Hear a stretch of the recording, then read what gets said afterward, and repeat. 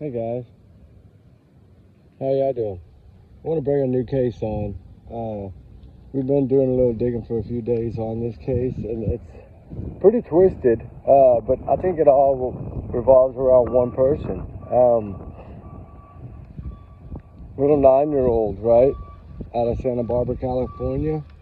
Little 9-year-old melodee buzzard. Y'all probably know exactly what I'm talking about, right? Those beautiful curls. She has that long black curly hair, just like Celeste Rivas. Same style of hair. How are they going to get it out of the mother, right? Shouldn't there be some kind of law that we should be able to get the truth out of them, right? It's pretty sad when you know that she knows, right? And she won't talk. Like, my biggest question is, they're stickers, no. My biggest question is, like, 20-hour trip. I mean, a 20-hour trip from Nebraska, from her hometown to Nebraska, where she took that rental car, is 20 hours. It's a 20-hour drive, okay? So this reminds you of another case, right? Back a long time ago, right? The little boy that left with his mama and then never came back, and she never talked, and he's never been found. Yeah. And they were looking behind grain silos and all that, but she just took off. Remember, picked him up from school and took off. This mother just, up and on October 7th, decided to take off and just get a rental car and drive to Nebraska, or as far as Nebraska. I think from what I was told, they had video surveillance footage, I guess, maybe of the car, license plate reader, probably, something like that. God, it's brutal hot today. But it's hard to try to fathom that a mother won't talk. Like, I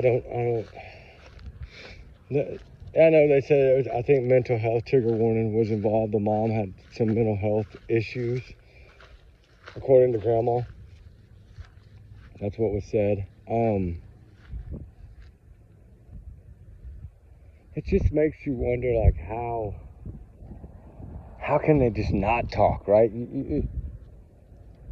I don't understand some of these parents, how they snap like this. Seems more and more now than ever before. They're just snapping left and right. It's either women teachers at school or moms that are just losing it. I don't know how a child could slip away for a year time. And then all of a sudden, I mean, what I really, really want to know is what really truthfully brought this on. Because if you say they hadn't seen her in a year and they've never done anything to look for her in a year's time, what brought them to all of a sudden now? Something triggered it. So either somebody got word, that this mother took off, and then, somehow, some way, it had to have been some kind of tip-off. Because a year's time is a long time. That's a long time for a little girl to be, no telling what her life was like in that year. Evidently, she wasn't going to school. Was supposed to be homeschooled, I think, but wasn't going to school or doing anything like that. Evidently sheltered and locked in the home there with her mother. Like, was she on heavy medications? If that's the case, then how come CPS wasn't involved, or were they involved? Or is there more to this picture than we just don't know yet? Besides the confusing headlines of mom takes road trip, comes back alone, right? That's enough of an answer to take this woman to jail right now, at least for neglect. That's what I don't understand. Like, immediately do it. Don't give them no time. Don't give them no time to think, plan, rehearse, practice. None of that. Just freaking, all right, you come back without your child and you won't tell us, all right, you're neglectful Put the cuffs on and take her in right then and there. Boom, done. Then see what you get out of them, right? The old-fashioned days, right? The old-fashioned days, it was kind of the opposite. You were guilty until you proved yourself innocent. I mean, you know, I get it violates rights, but dang it.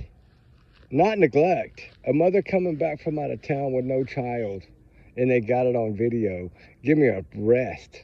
That's neglect.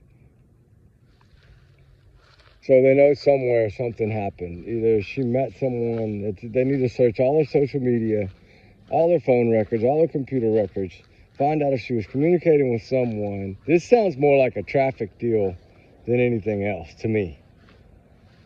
But then again, like I said, I really don't know. It just sounds like that. Trigger warning, I hate to say that because that's sad, but it's what it sounds like. Or something. But why would she just pass off her daughter to someone else? For what reason? And what motive? I mean, mainly what reason? Why? And then why not talk when you know eventually they're going to get it out of you, or they're going to take your butt to jail? I don't know. Maybe there's a law. Maybe they got to wait so many days before they can arrest her for neglect. I don't know. But God dang it, they got enough freaking proof for neglect. At least enough probable cause for it. I mean, you have someone that won't tell you nothing. Okay, put them in a hole until they do. No food, no water, no lights, no nothing. Throw them in the dungeon until they tell you where this child is, right? I wish we could do that. That would make it a lot easier. But, of course, it's 2025, and it seems like the justice system is on the side of the guilty for some reason. I don't know why this is in 2025. It's like Houston, right? I've been telling everybody, whoever this was in Austin doing this at Lady Bird Lake, it's been moving around. And I believe now this person is in Houston doing the same thing. And it's like until they catch this person. But the problem is they all say, no, it's not serial, it's not serial. I'm sorry to bounce the subject, but it popped into my head because I'd asked a question about it this morning. I was like, you know, this thing, Houston, we need to kind of tie this together to the Lady Bird Lake. It's a lot of similarities. So, I don't know, we're going to work on putting one together for that. But, you know, a little melody, come on, man. Like, twist that mother's arm something, right? Golly, so sad. But spread her face, spread awareness. Hopefully they'll get that mother to talk. This one, I think we can see is going to be solved one way or another. Probably, hopefully it's a good outcome and not a bad. Hopefully this child is safe and just with someone. But if it was with someone with the media coverage of this, they would have already called and said they had this child. I mean, you would think, right? Common sense. But then again, maybe they are off-grid or something and they really don't know. I don't know. But you would think most people on social media nowadays would see her face plastered everywhere and be like, oh my God, she dropped her off here. I have her. She's safe. She's fine. Right? That's why I don't think that's the case. I don't think it's going to end very well. It's pretty sad. And hopefully, just hopefully and prayerfully, they will get to this child before something bad happens.